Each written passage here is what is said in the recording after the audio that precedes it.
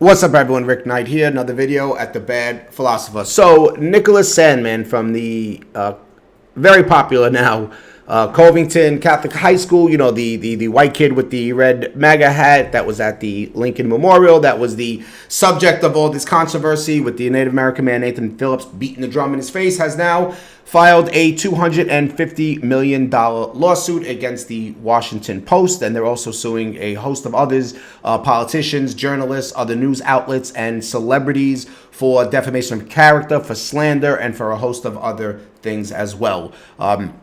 Now, this case, I'm sure it's going to take a little while to go to this to trial over a case like this, especially a high-profile case. But there is a lot of evidence on his side. It's going to be very easy for him to prove that they did slander him and they did defame his name.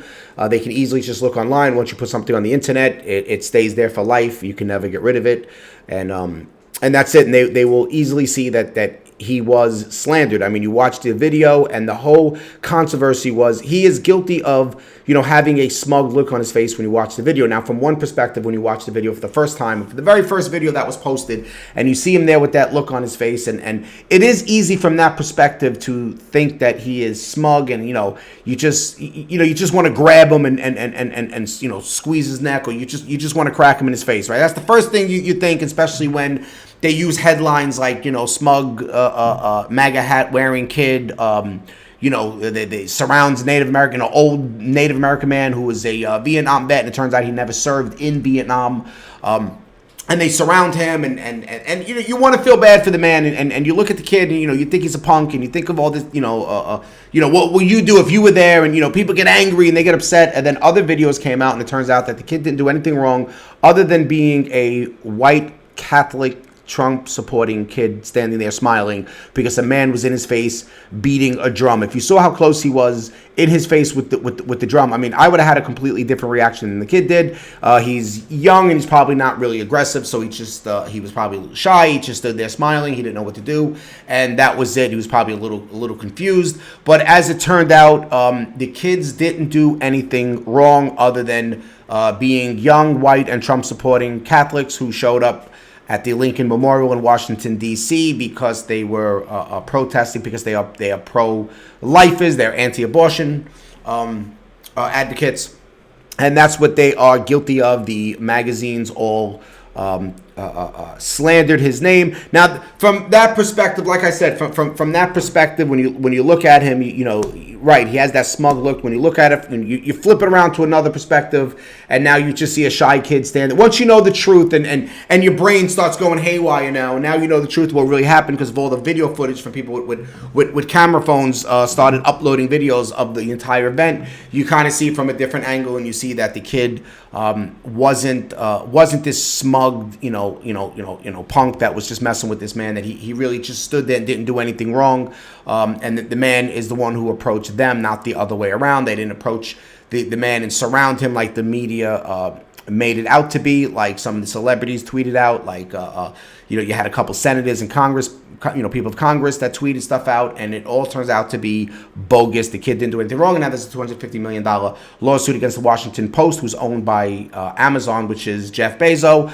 I think it's an easy win for this kid and his attorneys. I think he's going to eat them all up in court. I think the smartest thing to do would be for all involved that stands to lose something to just cut the kid a check, try to make a deal. Hopefully they can give him a couple bucks and the kid will go away, because if not, it'll be a long battle in court, and they might end up spending more money on their legal fees and losing the case than what it's worth. So they might as well just cut the kid a check now and try to get it, written off, and just, good riddance, and get it behind us.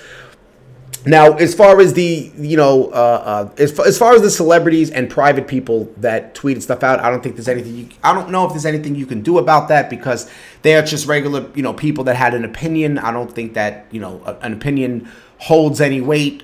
As far as the journalists, let's face it, journalists are nothing more than activists right now. They write, one propaganda piece after the next, one hit piece after the next. They're there to run, smear ads against people, against anyone on the right, and they're activists. That's all they really are. But they do have a responsibility. They have a certain morality to conduct their within their line of work, a certain they have to be ethical in what they do, and this proves that they're not exactly that, and that's why they're being sued.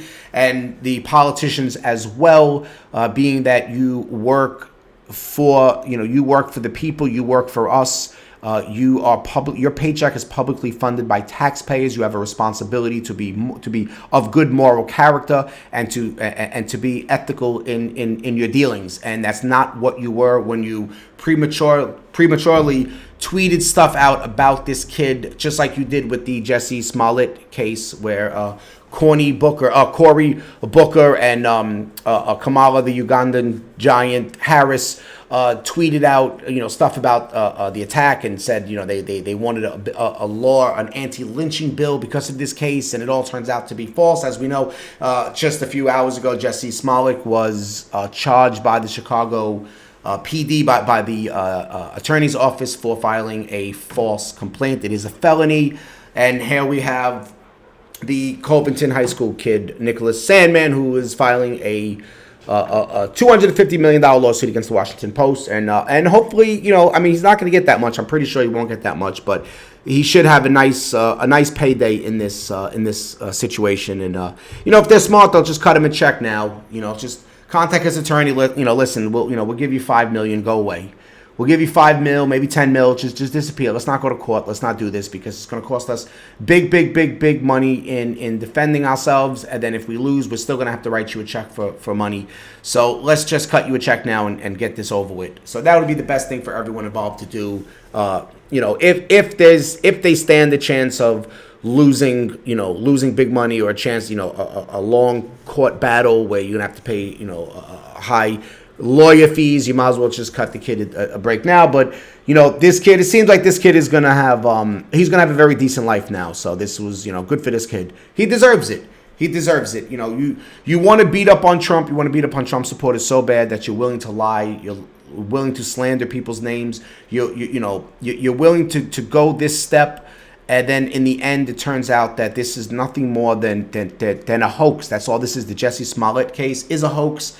The media pulled a hoax with this kid, with Nicholas Sandmann. So they deserve this. So I'm happy to see it happen. So that's it. Just wanted to share that with you guys. Get your opinion. Like, share, subscribe, hit the bell, and I will see you guys on the next video.